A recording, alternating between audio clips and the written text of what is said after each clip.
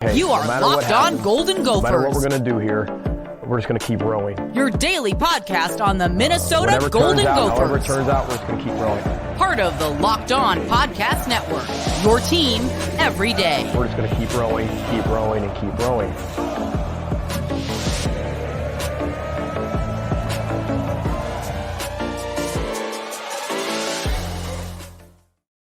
All right, we're doing another crossover show here at Locked On Spartans because we are joined with Locked On Golden Gophers. You guys might remember this man. We've had him on basketball season, football season, and Kane. Well, this is how crossover shows work. I've also joined your show because, again, we're just talking to each other and using the same feed. It is wonderful when we do this. Kane, how you doing, my man? We doing okay? You're coming off of a win here, so at least half of us are pretty happy. Well, if you ask the Iowa Hawkeye fans, it wasn't a win. It was a complete yes. job and all that. So, I mean, it really depends who you're asking, but we're feeling good here in Minnesota. We're feeling great. We've got the pig back. Floyd is back where he belongs. So I'm rolling. Go. I'm ready for hopefully this to continue. But, you know, it's been an up and down season completely with this team. So it's hard to say what to expect this weekend. Oh, amen. And I doubt there's any Iowa fans listening. And again, we could edit all this out, but was that a fair catch that Iowa had, or what? How are we feeling? I mean, it was deemed an invalid fair catch signal. So, I mean, I don't even know if we're actually calling it a fair catch to be safe. Okay. But what I will say is that regardless, if you go back, now the Big Ten has come out and said if you look at the beginning of the punt, there was a different illegal action by Iowa that would have been a flag. So there's all sorts of things that could have been called on that one play. So let's just move on. The game's over and we got the dub. I'll take it. PJ is now 1-7. I love it. There we go. I also, like, if your offense just looks that horrible routinely, even in your home stadium, like, just patently you deserve to lose. I'm sorry. That's very unfair to Iowa fans, but, like, look, you should not be rewarded over and over again for looking that horrible offensively. So it's good to see that they took a loss there. Again, I don't hate Iowa necessarily, but yeah, it's justifiable to not win every single game. But I digress. We're going to talk about this upcoming game. You can tell that we are thrilled about it here, but I mean, just how has it been going for you guys? Like, this is such a stupid question, but like, what are the vibes like over at Minnesota right now? Did you guys get momentum? Are you guys all smiles from here on out? Or is there still some things you're like, it's not all that great? I think that question is very on the spot. That's the question everybody has. People are very excited about the Iowa win because it hasn't happened in so long, but there's still that longing feeling of, we already dropped a game that could be the difference maker for the whole season in Northwestern, having let them come back 21 points in the fourth quarter. Yeah. And now that could be a deciding factor for the West when it comes down to tiebreakers. Even if Minnesota gets it done against Michigan State or Illinois and all these other schools, that one can come back to bite you. So I feel like the vibes are really neutral right now. People are still mad and people are still happy about the Iowa game. So we're going to just put it right in the middle for now. No, that's beyond fair enough here, but at least you guys are somewhere in the middle because you talk about ups and downs with your season. It's been a small up. You know, we beat Central, we beat Richmond. That's right. Suck at Spiders. And then, oh my God. Then that story about Mel Tucker comes out at midnight, right after the Richmond game. And oh boy, it's been, I wouldn't even call it a spiral because like those take a while to go down. It's just been a drive off of a cliff here. Rough stuff there for sure. But I feel like there's still some hope, right? There's still some young players on this team that are showing flashes. Yeah. That's one question I kind of have for you heading into not just this week, but for Michigan State fans for the rest of the season. What is the outlook? What is the hope? Is it more seeing flashes of players and hoping they stay? Or I guess what is the fan base feeling for Michigan State right now? That has to be it. And whether it's by way of transfer portal, like we just lost a really good defensive tackle in Simeon Barrow this week, or on offensive lineman, Keyshawn Blackstock. Now, he hasn't played the last few weeks, but it has just been announced that he is entering the transfer portal. And just injuries as well. There have been a lot of opportunities for some young guys, and it has been kind of crazy because, look, passionate Spartans, we know a lot of the players on this roster. There have been times in the last few weeks where a guy takes the field and it's like, who is that? So we are really getting to see a lot of guys that really wouldn't have this experience and just exposure to the field get some action here. So you hear it. all the time from the coaches too, like this team hasn't quit on the field. Now there have been rumblings amongst the fan base of like, I don't know if the guys are really buying in anymore. And honestly, like Kane, could you even blame them for kind of checking out here this season? Like it has been horrible in the last 5 games here. And so I could see how, some players might not be all the way bought in. And that's not even being slanderous towards the kids. I can completely understand why maybe you're not as bought in necessarily, but the coaches swear that, especially with the young guys, that, hey, they're still giving it their all. So, I mean, no disrespect to Minnesota, but it will be a little different facing the Golden Gophers than it will the Michigan Wolverines. Yes, absolutely. So, now, while we are underdogs, let's not get it twisted here. I'm not saying that I'm expecting Michigan State to win this game, but it is a more winnable game than it was last weekend. So we'll see if they could, God, for the 6th week in a row, get off the mat here. And, hey, maybe going on the road does help some things, because that is, weirdly enough, some of the best they've looked when they are on the road, like at Iowa, at Rutgers. And of course, Michigan State fans know all too well what happened. They looked pretty good, if not the better team for 3 quarters. And then, it's that pesky 4th quarter over there, Kane, that we really seem to not know how to do. So, maybe a road game can help, because it's kind of weird. You're just in this bubble, it's only you and each other. It's not the fans that are kind of just moaning in the stands as you guys are getting drubbed. It's just you out there, and there might be something to that. So it only gets easier though. It only gets easier because Michigan looks like they're that school this year, plain and simple. Whether they're stealing signs or not, we don't know, but they look like a team to be. And even Coach Fleck said in his pressers this week that they're just a monster. They're a juggernaut of their own, and basically praised them again and again. Hopefully he's not rallying for any jobs or anything out that way. But I think that Michigan has been holding their own. And so it can't get worse, right? The other opponents you'll face won't be as tough no matter who it is. So I think that's the positive maybe. And we've experienced that too now, coming off of Michigan into Iowa. So we are scraping at the bottom of the barrel here for anything to really look forward to, but that's just the sad state of affairs. I do want to keep it on PJ Fleck, though, because, he's been there longer than I think any of us realize. People not, rooting for the Gophers, because for me, it seems like, he's been there like 3 or 4 years. Like, no, it's been a lot longer than that. How is this still a happy marriage over there in Minnesota, or have there been like grumblings amongst the fan base, like, I don't know if PJ Fleck is the guy here, or, if he jumps ship to another job, I don't even know if we would care. Like, what has that been like amongst the fan base? It's definitely been a little bit louder this year, I would say. Any negativity, especially after that Northwestern showing, and then that will do it. Against both Michigan and UNC. Both those games kind of were ugly, especially the UNC one, where we were just missing opportunities and we could have been further into that game. So that negativity is definitely becoming more prominent when you're looking at the social space. But I still think most Minnesota fans are happy with the direction and being competitive in most of these games, getting rivalry wins like we hadn't beaten Iowa since 2015, I believe. Right. This is the first time since I've been alive on this planet that the Gophers have had both Floyd of Rosedale and the Axe Trophy in Dinkytown at the same time. It hasn't happened since 1993. So, you got to see some positivity in that, regardless of it being maybe where you'd want it in year 7 with Coach Fleck. But you have to remember, too, we lost so many huge players: Tanner Morgan, Mo Ibrahim, John Michael Schmitz, all these seniors, even the guys beyond that, Terrell Smith, Jordan Howden. Those guys are playing on Sundays. So it's like, there's going to be a regression at some point.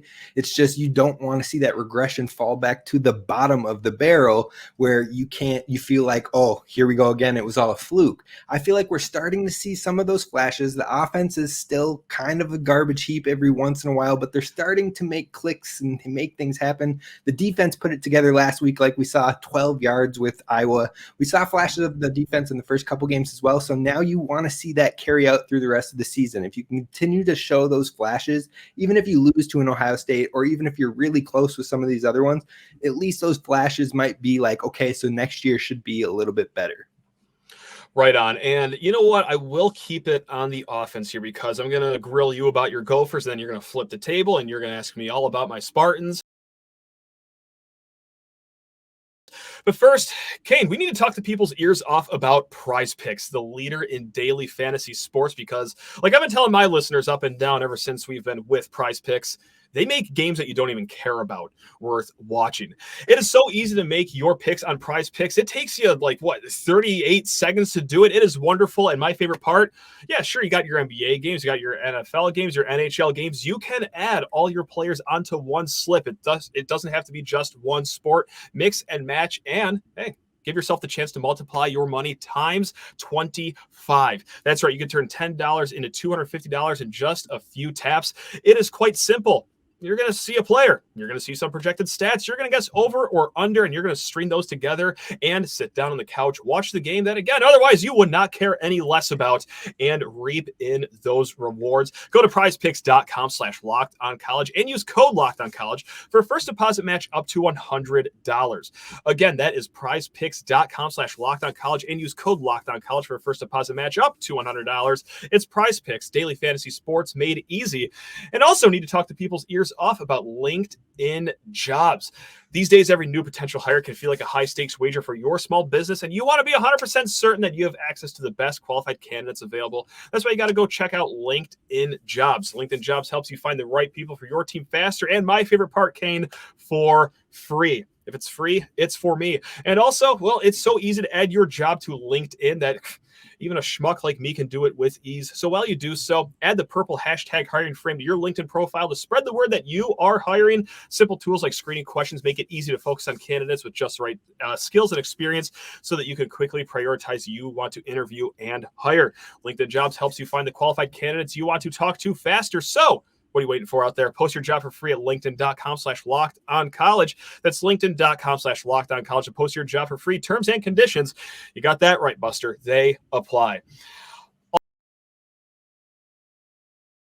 All right, let's keep with the offense here. And it is not lost with me, how ridiculous this question is going to sound because, hey, our offense isn't anything special over here in East Lansing. But, Kane, I do vividly remember watching the Minnesota-Nebraska game and thinking, oh, my God, this is terrible. What is it? Can this be defined as offense technically? That was very early in the season, though, Kane. Has it gotten any better? And if it has, how has it gotten any better? Again, I don't mean that disrespectfully because we got nothing to talk about over here that's too fancy over in East Lansing. But how has the offense been in Minnesota? I mean, it's a fair question. I can't take too much offense to it, but the offense has gotten a little better in some areas.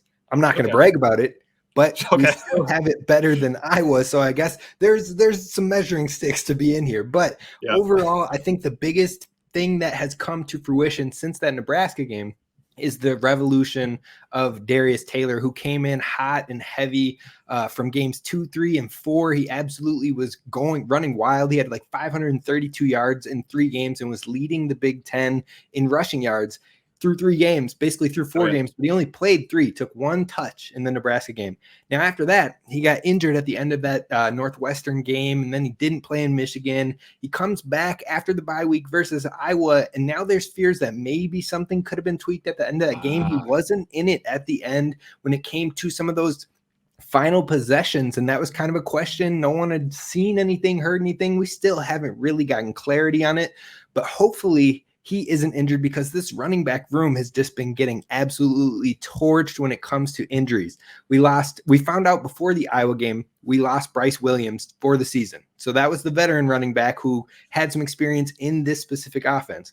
Then Zach Evans, the redshirt freshman who stepped up when Darius Taylor was down, goes down to injury in this Iowa game. And now we don't know about Darius Taylor. So what are we looking at? RB4 maybe against this Michigan State team? That is a worry as we head in. But I think that might present the opportunity to see if our quarterback, Athan Kaliakmanis, can be the real deal. There's been strings of this season where he's putting it together. He's going 9 for 9. He's clicking. He's dropping off his back foot and getting it across the field, throwing dimes.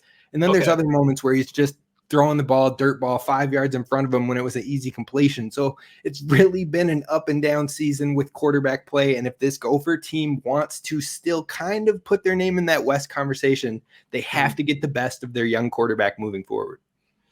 I can't believe we found the one program that has worse running back injury luck than we do this season. I mean, that's remarkable that, hey, we found you guys. I do want to keep it with that quarterback here because, I think I maybe caught him on a really bad game against Nebraska because it looked like he was just skipping rocks out there. But there is reason to be confident with the Minnesota passing game? And if not just for the quarterback, like who are some of the big pass catchers too that we got to worry about? Yeah, I think the biggest thing is Daniel Jackson has been a world beater for the Minnesota offense when it comes to the receiving play.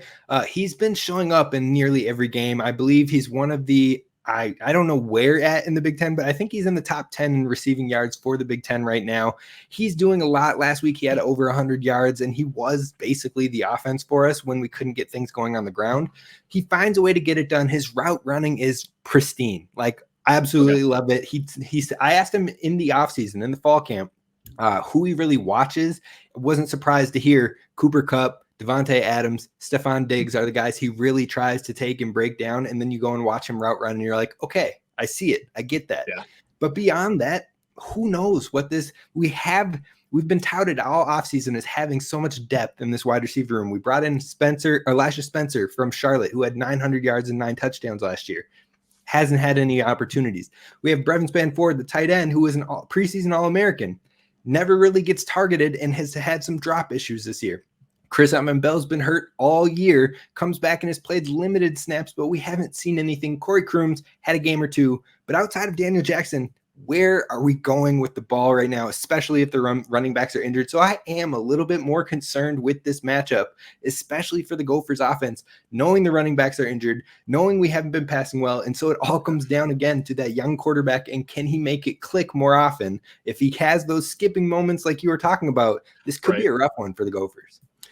Yeah, and God, it almost makes you just want to send every penny to your name on the under 40.5, which is what it's at FanDuel right now. Hey, we'll see. Now, to switch it to the other side of the ball here, just 10 points given up against Iowa. Was that more so just Iowa being Iowa, or did you see something where it's like, okay, we're starting to turn a corner here on defense? The Gophers are starting to cook on that side of the ball.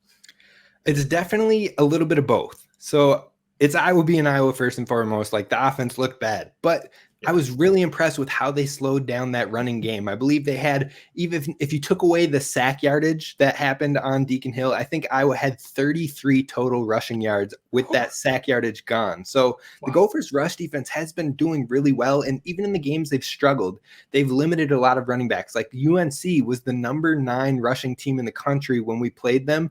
And I believe until like the final minute in garbage time, they were at like 70 yards rushing overall. So they've done really well at stopping that run, but they've had some issues in the secondary since that UNC game where something has popped off on the film for these teams that they're finding openings and they are capitalizing. So the secondary has been an issue since that week 3 matchup. It seems like we've started to clean it up a little bit in this Iowa game, but I think that was more so because the pressure was getting home to Deacon Hill and causing errant passes.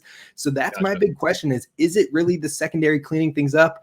Or does it rely on the pressure? If we can't get pressure like we saw against Michigan, we got absolutely routed. So we'll see what happens there. The defense has shown flashes, but there are still things to maybe be concerned about. And it wouldn't be a good Big Ten podcast without talking special teams. I mean, because, God, you think that played a role in your guys' win last week? Certainly did. How has it been for you guys? What's the kicking situation like, the punting situation? I mean, all things foot on ball. How are we looking here if, by God willing, it's actually a close game on Saturday, which that would be great for once over here? Honestly, outside of our actual place kicker, Dragan Kesich, who's kicking field goals like crazy, outside of him, it's been kind of rough for Minnesota when it comes to special teams. We haven't been able to really party. Awesome. Perfect. Haven't been able to flip the field at all in the return game. There have been critical mistakes throughout the season with like an errant, like we could have pinned Northwestern in that comeback down on the 1 yard line. The player got behind the ball to get it and pin it down on the 1.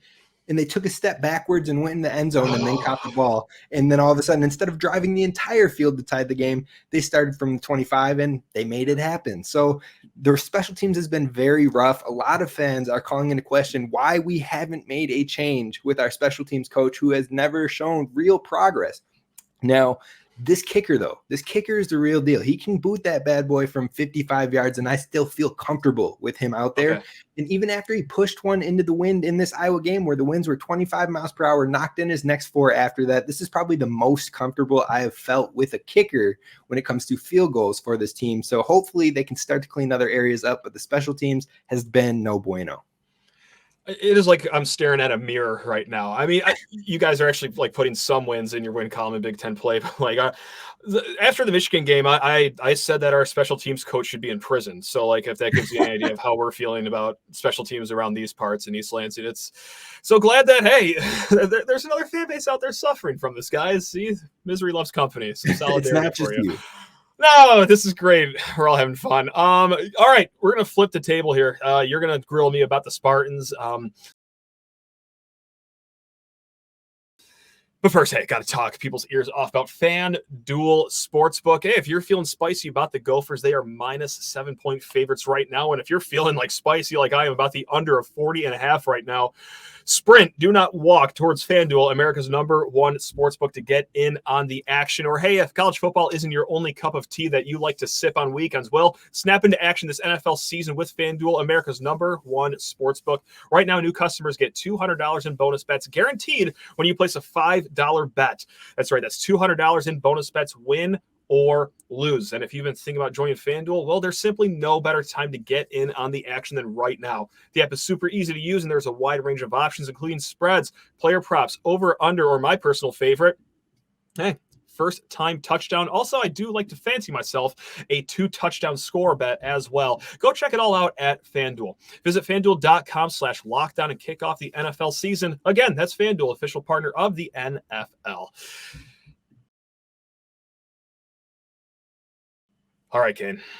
All right. What do you want to know about this team? I've got lots of questions. I'm not going to lie. I'm sure you do. I'm sure you do. I don't know much about. And so I want to know right away, young quarterback, Katin, Elite 11 player, was a 4 or 5-star kid, lots of highly touted recruiting.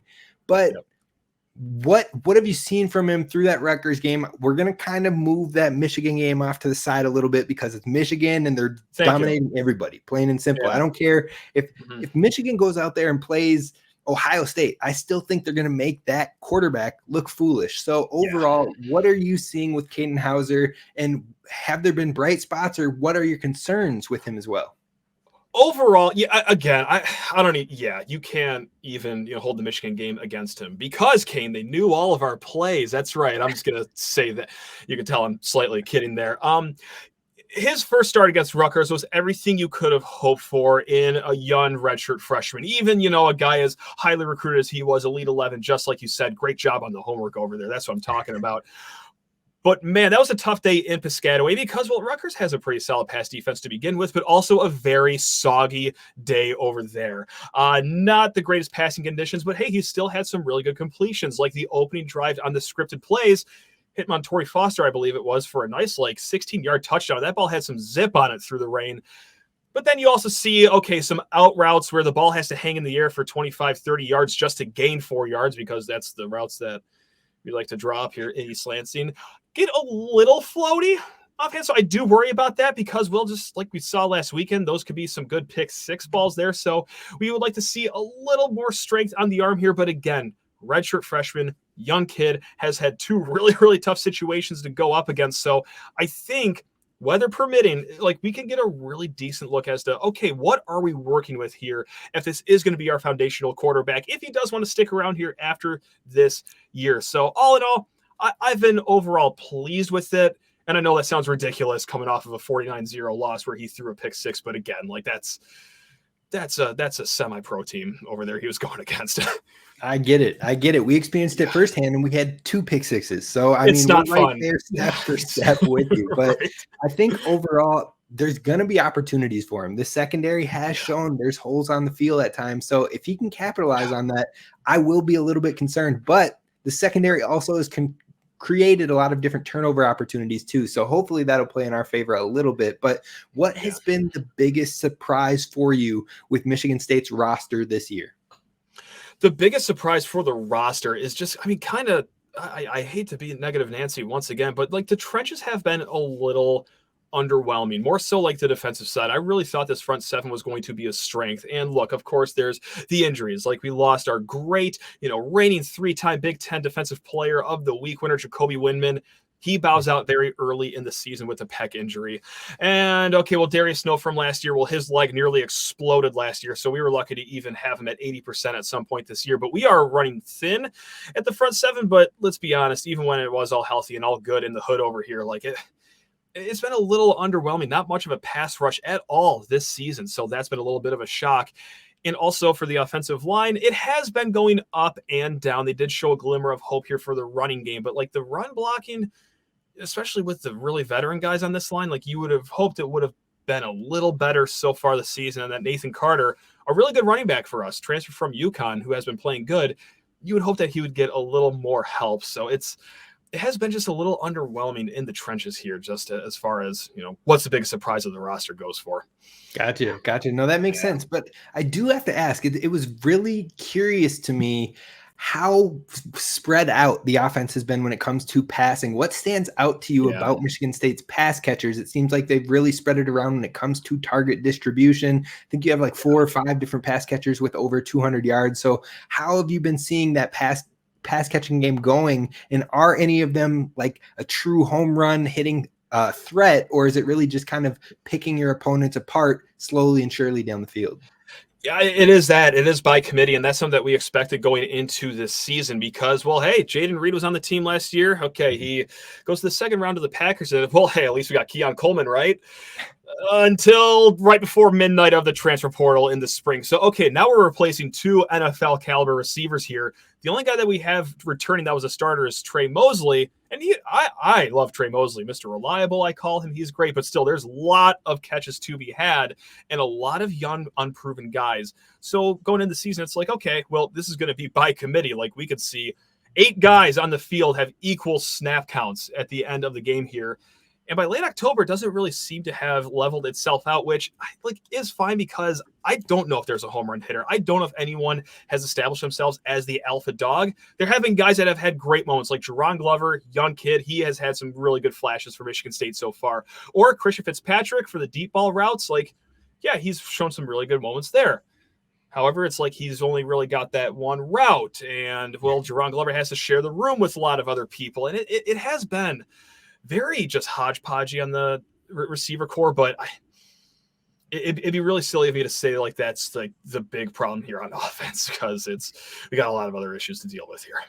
For sure. No, that helps break it down for the Gophers fans listening, but I do need to know, flipping it to the defense, what are your expectations, especially being a better team when it comes to run defense? Now that Simeon Barrow has hit that portal, right, how big of an impact is that? And how are you expecting them to address that departure after you just said that the front seven has been kind of letting down at times? Yeah, that's a big departure. There's no sugarcoating losing Simeon Barrow. Now, I know that he hasn't had like this outstanding year, or maybe the year that we all thought that he would have and hit his ceiling, but still at the end of the day, like just a decent Simeon Barrow is still a really good player. So that's going to be missed inside that front right there. And it's going to be interesting because Jordan Hall, true freshman linebacker, he looks all the part of a very promising, great Big Ten linebacker. But at the end of the day, it still is a true freshman. Like he has his work cut out for him. And his running mate is either Cal Halliday or Aaron Alexander, a guy that we really haven't seen a lot so far this year until last week against Michigan. And he comes on the field and you're looking at your program like, Alexander? Well, hold on. Is that the UMass kid that we got in the transfer portal that I completely forgot? So it has been quite a patchwork thing we have going on for defense right now. So it's big, but the expectation still has to be stopping the run. I mean, because look, in order for Michigan State to win this game, our best shot is to make your quarterback throw. So it's way easier said than done. The valve does have to be shut off in the run game. I think it's very safe to say that, but a little bit of a challenge here as well. Well, those injuries might be music to your ears then, but it sounds like maybe one of those 2 Gophers backs will have some positive news, at least to maybe get some touches this weekend. We'll see how it goes, but PJ holds on to those injury secrets like it's his right, final breath, his dying words. Yep. So I don't think we're ever going to hear anything about that until 2 hours before game day. And we still won't hear anything about it. We'll just see a name on a list. But regardless of that, I got to know, what is your biggest concern with this Michigan State team halfway through the season, and what gives you hope in this specific game? It's so silly, and it's so far away from X's and O's or anything in a box score, but it's just mental fortitude. It's just the mentality of this team because just like we talked about earlier this show, it's just human nature to, when you are in a string of just terrible luck or terrible performance or just things really not going your way for the better part of a month, for you to get a little down and for you to check out just a little bit here. Like, again, there have been fans saying like, oh, this team has quit.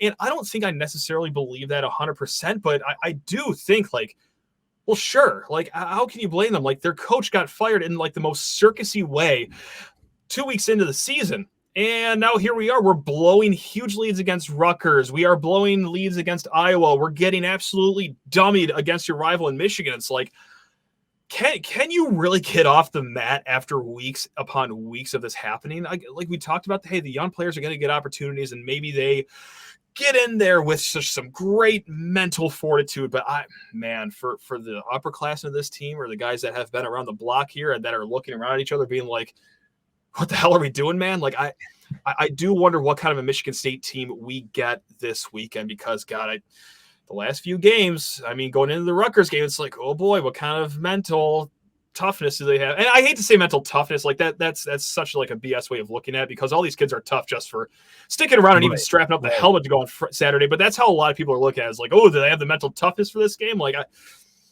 we'll see. So I know it's so silly and that's such like a corner of the sports bar like opinion to make, but like that's truly where I'm at right now is like, will they be focused and dialed in for this game? I don't know, and I don't blame them if they're not, quite frankly. No, it makes sense. And I think we're going to find out whether we want to or not. We're going to find out what happens this weekend with injuries, with mental toughness and all of that. Yeah. You know, it could be an absolutely ugly game or they could just surprise us. Maybe we get some shocking high-powered offenses going crazy. Now, I doubt it, but that'd be nuts. Right. Yeah. No, it'll be a thing where it's like if they do lay an egg, I can see why. I might be a little checked out too at this point if I was in their cleats over there. But if they do come out with fire and then string together 4 great quarters of focus, like I will be incredibly impressed with these student athletes and just what they've been able to overcome, even for, just one Saturday afternoon would be great. So that's absolutely. Kind of well, here. Yeah. I think we should wrap this one up with the thing that everybody cares for, but we hate to do the most. We got to talk about some predictions here. What are you thinking for this weekend? Nasty score. Give me Minnesota 18, Michigan State 13. Like just some number you would never expect to see. So 18-13 Minnesota, unfortunately. You'd actually be shocked to know I'm very close to that same score, except for I put 20-13 in favor of Minnesota. But I think it is going to be an ugly one. I think it's going to be maybe something you want to take an afternoon nap for. You wake up and it's probably the same score. So we'll see what happens with it all. But I appreciate you taking the time for us to do this crossover. I always look forward to it. I'm sure we'll talk when basketball happens and you'll be talking good and I will be hopefully just not talking about the worst team in the Big Ten, but we'll find out soon. I appreciate you taking the time to have me on and us to do this crossover. You're the man, Kane. Yeah, this basketball season, hopefully I can show all your listeners and, hey, maybe even some of mine that, no, I'm not this much of a Debbie Downer all the time. Like, when there's happy things to talk about, boy, howdy, don't get it twisted. We do talk about it here. It's just those days don't come around that easily on this side of the woods here. But, hey, Kane, all you Gophers fans out there, all you State fans out there, hope you enjoy a great rest of your week. Love you all. Row the boat. Go green.